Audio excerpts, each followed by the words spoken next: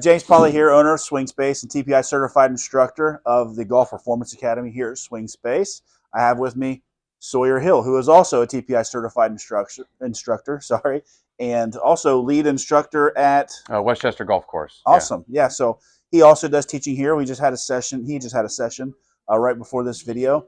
But before that, we had some good questions on the performance report information I sent out about compression factor. So we wanted to just throw a video together to help you understand a little bit more about what compression factor is and why it's so important, how low point and attack angle are really twins in the game to try to get good compression. So hit me with the question again. What was the confusing point? So to me, I always looked at attack angle in the wrong way, thinking more down at the ball. The angle going into it is not relating so much to the low point and where on the arc exactly it is. And once you kind of explain to me and help me understand where on the arc you're making compression and contact, how that really affects attack angle and low point. Okay.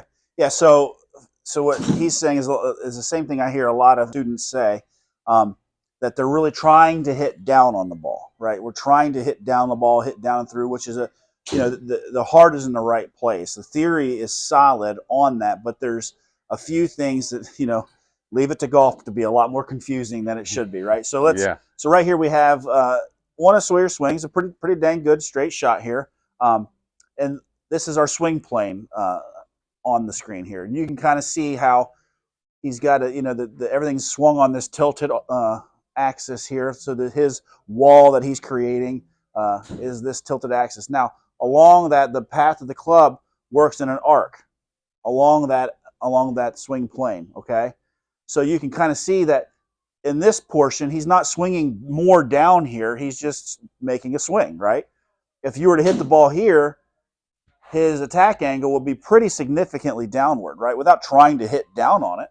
So as we move closer to this low point, which is represented by this line here, this is the low point of the swing. So everything is going down here. Now the club is working up in relation to the ground, right? This is the moment he hits the ball. So this moment he hit the ball was 1.9 inches before his low point. So the low point is 1.9 after contact with the ball. That's what this stat means here. And when you hit this one, your angle of attack was 2 degrees downward, right? Mm-hmm. So we got 2 degrees downward. So by the time you got here, this was 2 degrees down, and your low point was right here. So how do you increase that attack angle without messing with the swing by trying to do a whole bunch of stuff with the swing? Well, it's simple. You just bring that low point forward, right? And that's what I was showing him. Kind of go through kind of what I was running through with you. Exactly. Once I started to kind of understand the relationship of how I can get myself left, in essence, getting that low point more forward, and how that relates to the attack angle, and ultimately compression. This compression factor is when we are marrying those two numbers together. So there I had the low point of 1.9 ahead with an attack angle of -2. Felt like a pretty good shot off the face. It was, decently compressed. So once James really explained to me how those two correlate, I could really start looking at attack angle more of trying to line up how much I'm getting left to when I'm making contact with the ball, kind of how much I'm dropping and how much I'm driving. And if you line those up together, that's when you can start to feel some really good shots.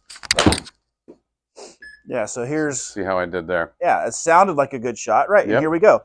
So he really married up this low point distance and the attack angle. Those are a 1-to-1 compression factor, okay? Yep. So now we start to look at, well, that's a good shot, right? Now it came out a little high. Now why did that come out high? There's the other variance.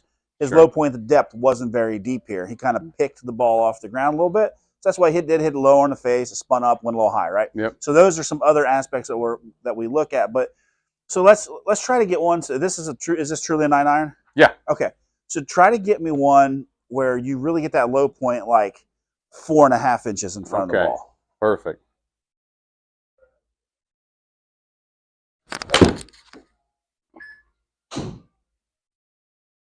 Okay. Here's a great example. Okay. Now, his low point depth was a little better at 0.2 deep, right? So we're getting to that 1/4 inch. Attack angle was 4.5 down. Low point was 4.1. That was good. It was a slightly lower on the face. Still, about the same. I think you kind of live in that zone. Yeah. But this is a well compressed shot to me. Absolutely. This is where we're starting to get in that unicorn phase. So you have a 9-iron, divide that by 2, you're at 4.5. To me, that's the minimum I would like to see low point distance. So I'd love to see this 4.5. That was right at it. So living in a window there around 4.5 down for a 9-iron to me is ideal. And then roll that all the way down, but never lower than 2.5. If you're less than 2.5, to me, you're probably thinning the ball, fattening the ball, doing something there. Okay, but that's kind of the relation. So it's not about like really trying to get down on the ball, right? It's trying to find where that low point is. You're swinging downward anyways. Anything here is down. Yeah. Right. No, absolutely. So we want to have this nice landing of the plane and then taking off again versus chopping down and coming back up, right? Yeah. We're not chopping wood and then rebounding off of it.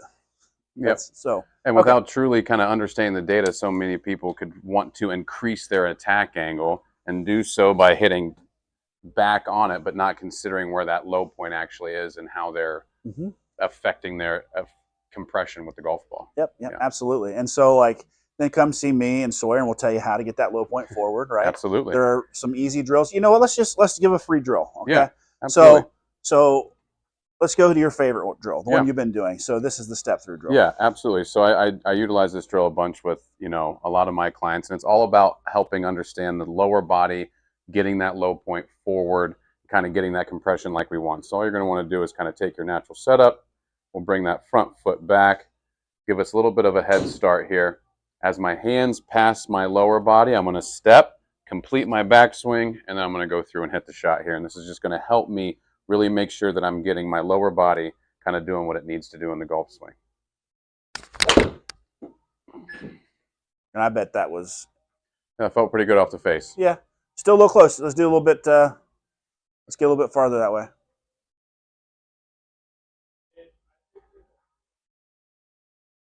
Here. There we go. I think that was better. Yep. Better. There we go. Good.